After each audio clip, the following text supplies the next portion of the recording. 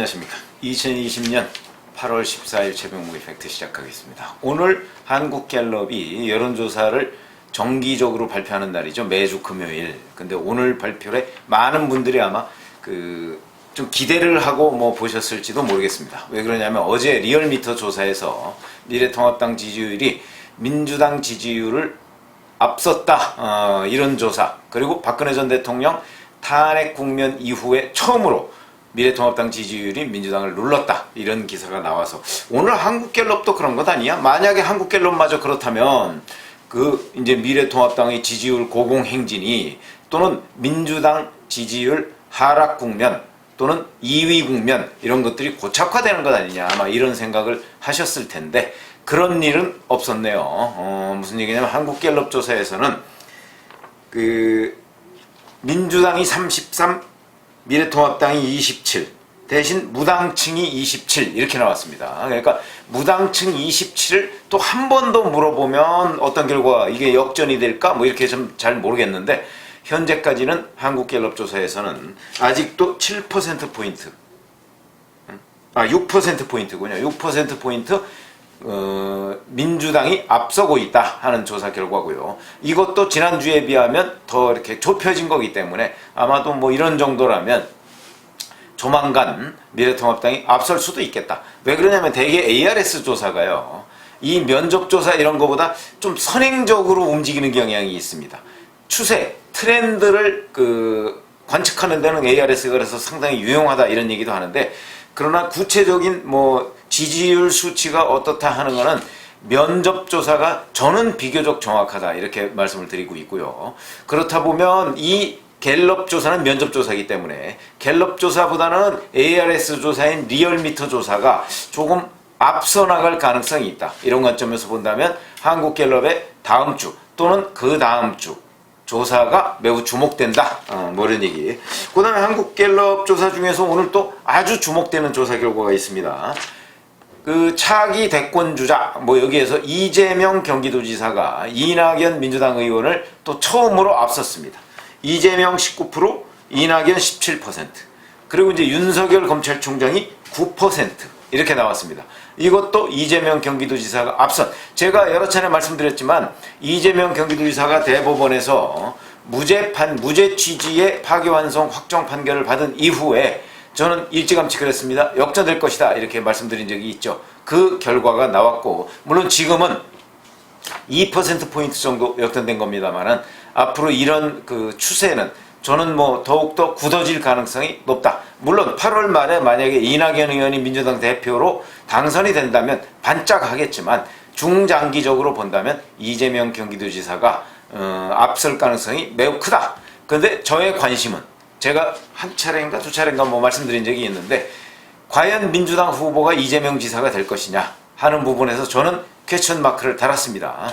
왜 그러냐? 그거는 문재인 대통령과 친문 세력들이 친문 후보를 만드냐 만들지 않느냐 여기에 달려있다 그랬는데 저는 개인적으로 친문 후보를 만들어낼 것이다 이렇게 제가 말씀을 드렸고요. 그 친문 후보는 아마도 김경수 경남도지사를 무죄로 만들어서 지금 무죄 만들려는 움직임이 진행되고 있다 제가 말씀드렸지 않습니까? 그러니까 무죄로 만들어서 친문 후보를 만들거나 아니면 김두관 의원이나 아니면 김부겸 전 의원이나 이런 사람들을 후계자로 만들려고 할 가능성이 있다. 그렇게 될 경우에는 이재명 경기도지사가 민심에서는 이기고 당심에서는 지는 이런 일이 벌어질 수도 있겠다. 이런 말씀을 드린 적이 있습니다. 근데 제가 오늘 말씀드리려고 하는 내용은 이 내용이 아니고 여기에 갤럽 조사 하나 더 있군요. 차기 대선 이런 거 이제 연관해서 정권 교체를 위해서 야당 후보가 당선돼야 한다. 이게 45%고요. 그 다음에 정권 유지를 위해서 여당 후보가 당선돼야 된다. 이게 41%입니다. 이것도 오차 범위 내이긴 합니다만은 야당 후보가 당선돼야 한다는 것이 최근 몇 년 사이에 아마 한 4년쯤 됐을 겁니다. 4년 사이에 처음으로 앞섰다 하는 이런 여론조사 결과가 있다는 것이고 제가 오늘 말씀드리려고 하는 내용은 이게 아니고 추미애 법무부 장관이 1등을 한 여론조사 결과가 있습니다. 그게 무엇인지 이 말씀을 드리려고 제가 유튜브를 한 겁니다. 데이터 리서치라는 거, 이것도 ARS 조사더군요. 데이터 리서치라는 데서 여론조사를 했는데 참 얄궂게 여론조사를 했습니다. 이렇게 했습니다. 문재인 대통령의 국정수행을 위해, 국정수행 성공을 위해서 물러나야 할 강요가 누구냐? 이걸 질문을 했습니다. 문재인 대통령의 국정 성공을 위해서 물러나야 할 강요. 여기에서 추미애 법무부 장관이 압도적으로 1등을 했습니다. 최근 국면은 부동산 민심이 부글부글 끓고 있다, 이런 얘기는 여러 차례 했고요. 그 다음에 바로 부동산 민심 때문에 문재인 대통령의 지지율이 이렇게 추락했다, 또는 민주당의 지지율이 추락했다, 이렇게 대개들 분석을 했는데 알고 보니 그게 아닌 것으로 보인다, 이런 여론조사 결과입니다. 결국은 추미애 장관이 지휘하고 있는 이른바 검찰개혁 드라이브, 이 검찰개혁 드라이브도 제가 왜 검찰개혁 여론조사마저 뒤집혔다 이런 거 유튜브에 해드린 적이 있는데, 그게 우연한 결과가 아닙니다. 결국은 이 검찰개혁 드라이브가 이게 잘못된 것이다 하는 그 부정적 여론이 저는 더 국정수행 지지율에 영향을 미친 것이 아니겠는가, 이게 수치로 드러난 것이다, 저는 이렇게 보거든요. 그러니까 이게 쿠키뉴스라는 데서 의뢰해서 10일 날 전국 성인 1000명을 대상으로 한 조사입니다. 뭐 ARS는 흔히 이 정도 숫자로 하죠. 근데 이 조사에서 아까 이제 질문이 대통령 국정수행 성공을 위해서 물러나야 할 강요 1위가 추미애인데 추미애가 32.7%입니다. 그럼 2위가 누구냐? 2위가 김현미 국토부 장관인데 19.3%로 추미애 법무부 장관이 압도적으로 1위를 했습니다. 이 얘기는 추미애 법무부 장관이 드라이브를 걸었던 그 이른바 검언유착 수사, 그 다음에 검찰개혁, 그 다음에 윤석열 검찰총장 압박, 그 압박을 위한 검찰 인사, 검사장급 인사, 최근에 뭐 1월 달에는 또 뭐 검사장급 인사와 부장검사급 인사 이거 다 합친 거죠. 그런 것들이 결정적으로 부정적 영향을 미치고 있고 국민들이 그런 부분에 관해서 굉장히 불편해하고 있구나, 오히려 부동산 민심보다 더 불편해하고 있는 것 아니야, 이런 관측을 가능하게 하는 여론조사입니다. 그리고 그러면 세 번째가 누구냐? 김상조 대통령 정책실장 4.8%, 한참 또 떨어져 있죠. 그러니까 제가 보건대는 지금 문재인 대통령과 여당의 부정적인 여론이 이렇게 확산돼 가는 기류의 첫 번째 추미애 법무부 장관이 있고, 두 번째 부동산이 있는데, 그 부동산도 지금 뭐 노영민 실장이 어떻고 청와대가 어쩌고 떠들지만 핵심은 김현미다, 이게 국민들의 뜻이다, 이렇게 말씀을 드릴 수가 있겠습니다. 왜냐하면 김상조 대통령 정책실장 같은 사람은 4.8%니까 김현미가 19.3%는 한참 밑입니다. 한참. 그 다음에 홍남기 경제부총리 4.7, 이인영 통일부 장관 4.1, 노영민 비서실장 4.0, 이렇게 되어 있습니다. 자, 그러면 연령별로 보면 누가 이렇게 추미애 법무부 장관에 대해서 부정적이냐? 60대 이상이 44.8%. 그러니까 이 60대 이상이 검찰개혁이나 윤석열 검찰총장에 대한 기대를 많이 하고 있는 것 아니냐, 이런 그 분석이 가능한 대목입니다.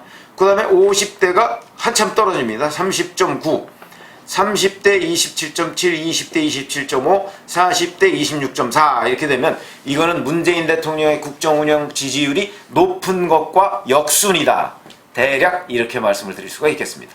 그러니까 문재인 대통령의 지지율이 비교적 상대적으로 낮은 곳에서 추미애 법무부 장관을 교체해야 된다라는 분위기가 굉장히 많다 하는 걸 입증하는 얘기죠.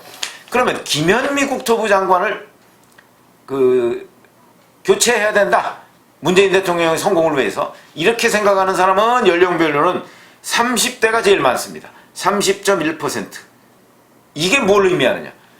지금 현재요, 새로 주택을 사려고 하는 사람들 중에 30대가 제일 많습니다. 요 30대가 부동산 정책에 대해서 가장 민감합니다. 그래서 부동산 민심으로 가장 문재인 대통령에 대해서 점수를 박하게 주고 있는 데가 30대다. 그러니까 그것은 역으로 얘기하면 30대가 김현미 국토부 장관에 대해서 가장 부정적이다, 이렇게 얘기를 할 수가 있겠고요.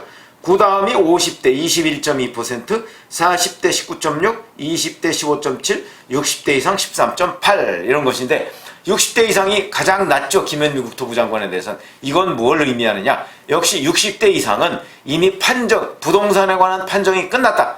무슨 얘기냐면 그때는 이미 집이 있는 사람은 확실히 있는 것이고, 그렇지 않은 사람은 나는 집 사는 거 포기, 이렇게 하고 있는 거예요. 그러니까 부동산을 어쩌고저쩌고 하는 이 문제에 대해서 상대적으로 관심도가 떨어진다, 이렇게 얘기할 수 있는 게 60대다. 그래서 60대가 교체 대상으로 김현미 국토부 장관을 꼽고 있는 게 연령별로 보면 가장 낮다, 이런 말씀을 드릴 수가 있고요. 자, 그러면 이거에 반대되는 질문을 또 할 수가 있죠. 국정수행에 가장 많은 기여를 한 인물, 이 조사도 이 반대되는 의미로 당연히 할 수가 있겠죠. 여기에서도 추미애 법무부 장관이 1등입니다. 이 얘기는 곧 무슨 얘기냐, 추미애 법무부 장관에 대한 호오, 그러니까 좋아하고 나빠하는 그 지지층이 확실하게 구분되어 있다. 그러니까 이른바 친문 핵심이라고 그러는 사람들은 추미애 법무부 장관 잘한다, 이렇게 하고 있는데, 그러나 일반적으로 얘기하는 중도층, 이런 사람들은 저 사람을 바꾸지 않으면 문재인 대통령이 성공할 수 없다, 이렇게 보고 있는 것이죠. 그래서 가장 많은 기여를 하고 있는 인물 1위가 추미애인데 20.9%입니다. 20.9%. 아까 바꿔야 할 인물에서는 32.7%였죠. 그러니까 이 정도의 차이가 나는 거다. 그러니까 친문 핵심이라고 하는 사람들은 추미애를 좋아하고 있는데, 그런데 중도나 아니면 그 친문 핵심이 아닌 사람 계층에서는 추미애 법무부 장관을 제거해야 될 대상 1위로 꼽고 있다. 굉장히 중요한 사실이다. 이렇게 본다면 추미애 법무부 장관이 소기의 성과를 달성했을 수도 있겠다, 이런 생각도 듭니다. 무슨 얘기냐, 내년에 만약에 서울시장 후보로 추미애 법무부 장관이 나오려면 우선 당내 경선을 통과해야 되죠. 그러면 친문 핵심들의 지지는 받을 것 같다, 이거 보면. 그런데 문제는 본선에서 안 될 것 같다. 결국 이런 얘기가 되는 겁니다. 왜냐하면 중도와 그 다음에 상당수의 보수 계층은 원래 아니지만 중도 계층에서 추미애 법무부 장관을 제거 대상 1호로 꼽고 있기 때문에, 그러면 본선에서 되기가 어려운 것이죠.